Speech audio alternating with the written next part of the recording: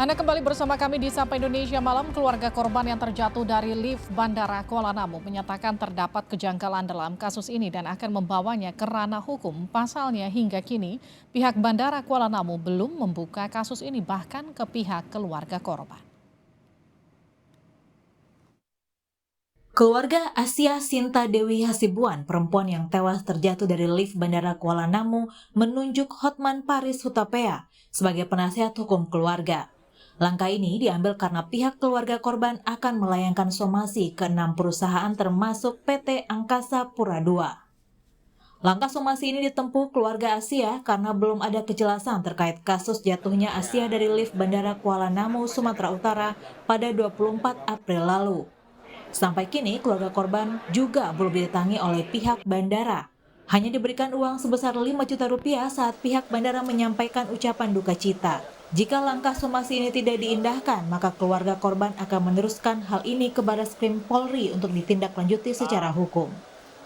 Itulah makanya tadi pihak keluarga menghimbau bahwa agar secara inisiatif kasus ini dilimpahkan ke Barreskrim Mabes Polri karena ini kan termasuk menyangkut peralatan canggih, pihak-pihak yang terlibat juga pengelola bandara. Ini kan BOT, pengelola bandara penuh itu adalah asing.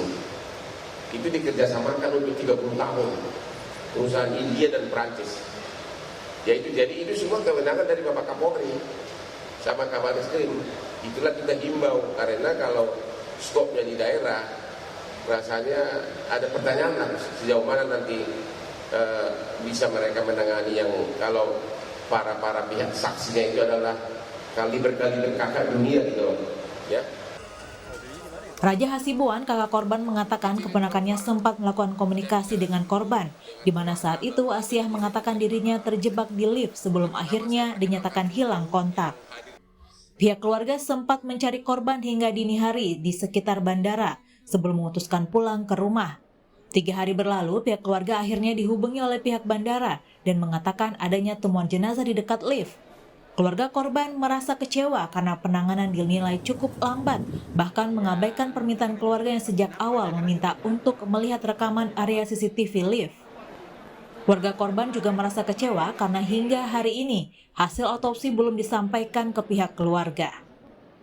Arahan dari polisi juga itu kan, karena kami minta jasad adik kami itu supaya diotopsi supaya kita bisa tahu hal yang sebenarnya itu seperti apa gitu Pak. Ya terus sudah diotopsi? Sudah diotopsinya nggak langsung, dia diapakan dulu satu malam karena itu sudah jam 9-an, ya. Baru besok paginya jam 8 diotopsi, selesai sekitar jam setengah 12 sampai hampir jam 12 hari Jumat. Sudah dikasih tahu nggak apa hasil otopsi ini? Hasilnya belum diberitahu.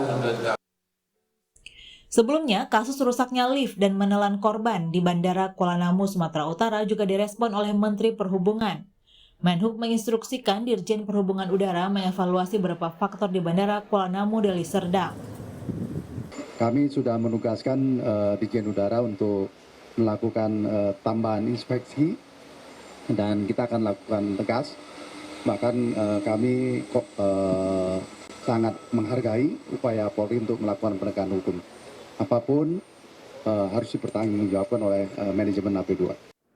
Jasad Asia ditemukan membusuk di kolong dasar lift lantai 1 Bandara Kuala Namu pada Kamis 27 April lalu.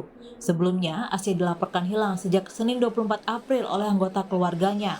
Polisi menyebut Asia terjatuh karena tidak tahu bahwa pintu masuk dan keluar lift bandara berbeda dari pintu lift umumnya, yakni bisa terbuka di sisi depan dan belakang. Tim Liputan Kompas TV. Saudara, bagaimana langkah selanjutnya dari pihak keluarga korban yang terjatuh di lift Bandara Kuala Namu? Kita akan bahas bersama Indra Sihombing, penasihat hukum keluarga korban. Selamat malam, Bang Indra. Selamat malam. Somasinya sudah dilayangkan ke 6 perusahaan, apakah sudah kemudian ada respon?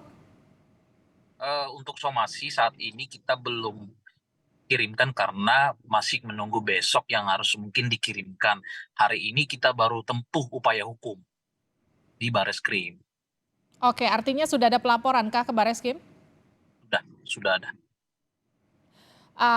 Terkait apa? Pasal kelalaian? Ke pasal di 359 kelalaian. Dan kemudian kapan rencananya tindak lanjut dari Barreskrim soal ini? Untuk tindak lanjut dari Barreskrim kita sudah serahkan sepenuhnya ke pihak kepolisian. Nanti untuk jadwal-jadwalnya kita menunggu dari pihak kepolisian dari Barreskrim.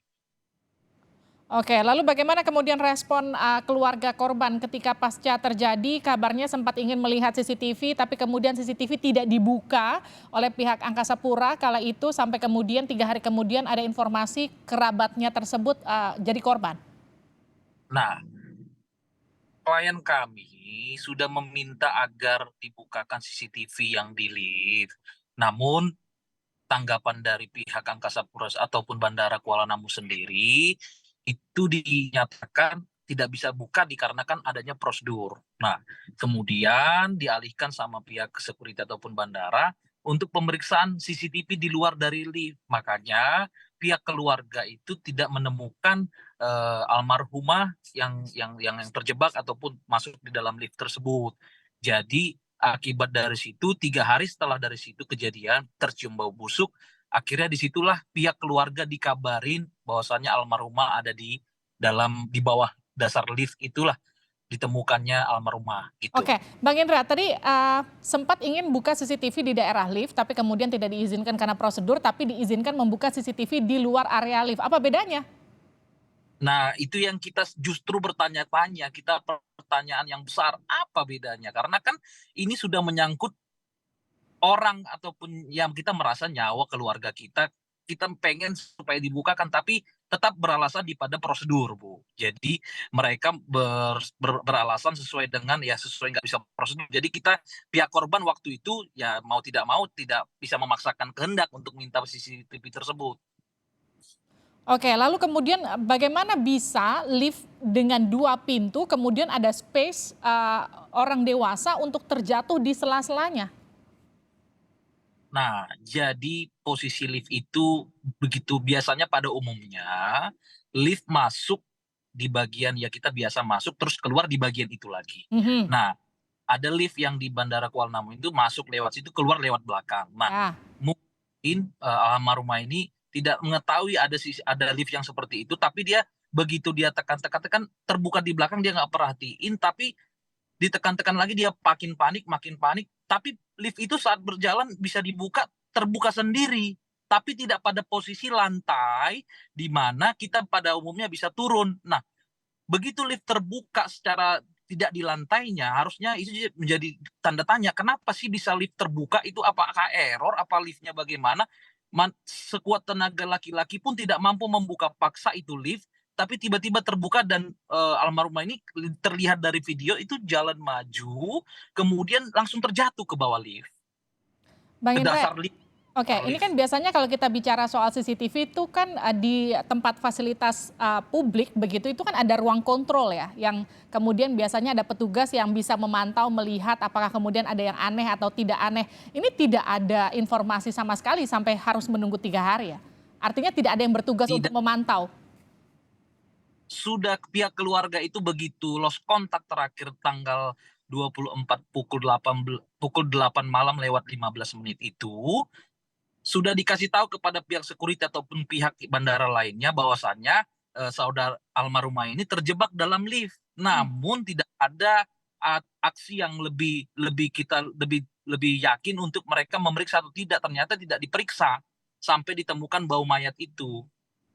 Begitu. Artinya ketika pun diperiksa awal CCTV di lift, tapi kemudian boleh diakses CCTV di luar, bukankah seharusnya aneh ketika ada korban yang datang ke dalam bandara tapi tidak pernah keluar, nggak juga naik pesawat begitu?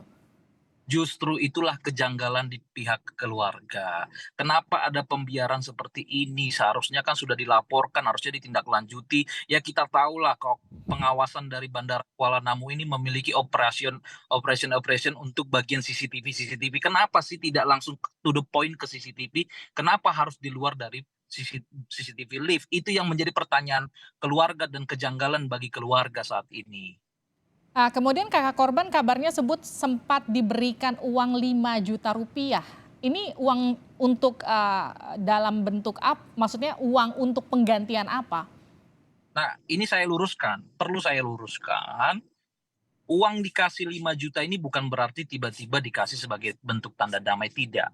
Pada saat almarhum itu dibawa dievakuasi tanggal 28, tanggal 27, kemudian dibawa ke rumah sakit. Nah, di rumah sakit semua keluarga ada di situ termasuk suami dari almarhum ada di situ. Kemudian informasi diterima dari pihak keluarga, ada orang katanya datang 5 atau 6 orang datang dari pihak bandara ke rumah, tapi bukan ke rumah sakit melayat ataupun melihat ataupun berempati ke rumah sakit, tapi dia datang ke rumah menitipkan sesuatu. Ya namanya biasanya kalau datang ke tempat orang yang meninggal menyalamkan hal yang biasa, tapi mungkin menurut mereka dengan cara memberikan 5 juta perkara selesai, dia pikir begitu, padahal sebenarnya pihak keluarga sampai beberapa hari baru dia buka itu isi duit, bukan langsung dibuka di tempat. Jadi inilah yang membuat keluarga dari klien kami ini agak sedikit kesal, bukan sedikit kesal, udah sangat kesal. Karena apa? Karena udah begitu fatal menurut klien kami, tidak ada kata maaf, tidak ada kata apapun yang keluar mendatangi Siapa yang pihak keluarga. mengantarkan uang tersebut, Pak Indra? Tidak diketahui, kami sudah coba tanya klien kami, katanya dia tidak tahu nama-namanya, tapi berjumlah banyak, 5 sampai 6 orang kurang lebih.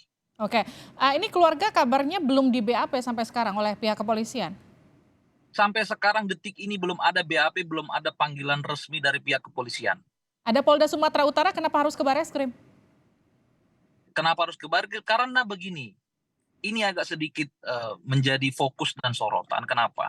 Bandara Kuala Namu ini kan sekarang sudah dikelola oleh pihak-pihak di luar dari negara kita. Contoh, ada negara India dan negara Perancis. Karena kita mau supaya ini terbuka untuk umum, kita khawatirkan kalau ternyata misalnya ada hal yang di luar daripada hal tanggung jawab kita kan agak sedikit repot. Kita juga pengen percepatan, karena kan supaya ada percepatan dan memang fakta-fakta itu diungkap gitu ke publik. Jadi semua bisa tahu kenyataannya. Kemudian salah satunya lagi, klien kami suami daripada almarhum kebetulan warga negara dari negara Malaysia. Itu yang membuat kami kenapa harus ke Bareskrim.